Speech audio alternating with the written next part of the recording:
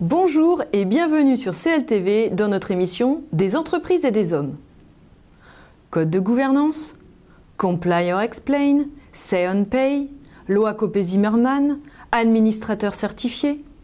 Le paysage de la gouvernance d'entreprise a vu apparaître ces dernières années de nouvelles notions qui font indubitablement évoluer son contexte. Certains parlent même de professionnalisation d'un marché resté longtemps discret sur ses modes de fonctionnement et peu visible aux yeux du grand public. Pour parler de ce marché, nous avons rencontré Anne Navez, fondatrice et dirigeante de Votre Administrateur, qui a créé votreadministrateur.com, le premier réseau social dédié à la gouvernance d'entreprise et à la mise en relation de ses acteurs, à savoir les administrateurs et les organisations. Bonjour Anne et bienvenue dans cette première partie de notre émission consacrée au marché de la gouvernance et à ses caractéristiques. Une première question tout d'abord, peut-on réellement parler de la gouvernance comme d'un marché? Et si oui, quelles sont les caractéristiques de ce marché? Oui. Merci pour cette question qui est très intéressante parce qu'en fait, certains acteurs du marché aujourd'hui pensent qu'il n'y a pas de marché de la gouvernance, ce qui n'est pas mon opinion. Ce qui est sûr, c'est que le marché aujourd'hui n'est pas organisé. Mais je commencerai par quelques chiffres. C'est qu'aujourd'hui, il y a 40 000 sociétés anonymes et sociétés commandites par action. Il y a à peu près 160 000 sociétés par action simplifiée de SAS. Toutes ont soit une gouvernance organisée pour les SA, puisqu'en fait elle est réglementaire, mais vous avez aussi beaucoup de SAS qui aujourd'hui ont organisé une gouvernance formalisée ou une gouvernance informelle via un comité stratégique.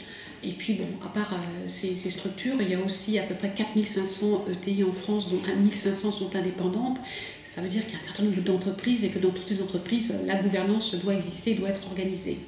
Alors, c'est vrai aussi, je verrai 3 points majeurs dans l'organisation ou la désorganisation de ce marché et les progrès qu'il y a à faire. C'est vrai que c'est un marché qui aujourd'hui est peu organisé et il est peu ouvert. On retrouve dans beaucoup de conseils d'administration les mêmes formations, les mêmes profils. Il est clair qu'il est beaucoup plus facile pour un chef d'entreprise aujourd'hui et depuis toujours de faire appel à son entourage propre, à ses connaissances pour recruter un administrateur. Or, deuxième point, c'est qu'il y a une évolution effectivement de l'environnement économique. On vit dans un monde qui évolue très très vite, qui se complexifie. Et donc du coup, on a besoin de compétences et de compétences bien particulières pour aider l'entreprise à se développer. Et on n'a pas forcément ce type de compétences dans son propre réseau. Et autre point, troisième point, c'est que le fait de faire appel à un réseau proche vous prive donc de ressources qui ne sont pas forcément toujours conformes à ce que vous attendez et vous prive aussi d'un conseil complètement indépendant. Il est vrai que quand on prend des amis et que ces amis sont autour de la table d'un conseil d'administration et doivent prendre des décisions et doivent réfléchir sur des sujets et qui n'ont pas forcément la même opinion que le dirigeant, ça peut être conflictuel. Et la notion effectivement d'indépendance est très importante. Dernier point, organisation du marché, on parle beaucoup aujourd'hui de mixité, de diversité, et c'est vrai qu'un conseil a tout à gagner en ayant organisé autour de la table des compétences qui vont amener des qualités complètement différentes. Et c'est aussi encore un marché qui est assez confidentiel, dans le sens où aujourd'hui les entreprises, quand elles recherchent les administrateurs, elles n'ont pas d'autre possibilité encore, même si cela évolue un peu, que d'aller chercher les administrateurs dans leur cercle proche, et qu'en fait le recrutement des administrateurs est quelque chose qui est en cours de se professionnaliser.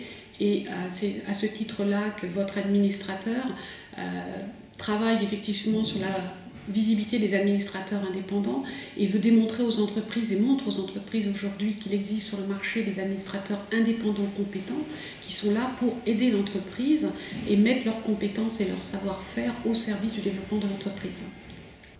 Et quelles sont selon vous les principales évolutions du marché de la gouvernance depuis le début des années 2000 ? Alors, c'est vrai que le marché, la gouvernance, il a beaucoup évolué ces dernières années et on a commencé à en parler de façon assez importante avec tous les scandales qui ont eu lieu un petit peu partout dans le monde. Du coup, il y a eu une augmentation du niveau des exigences pour les entreprises.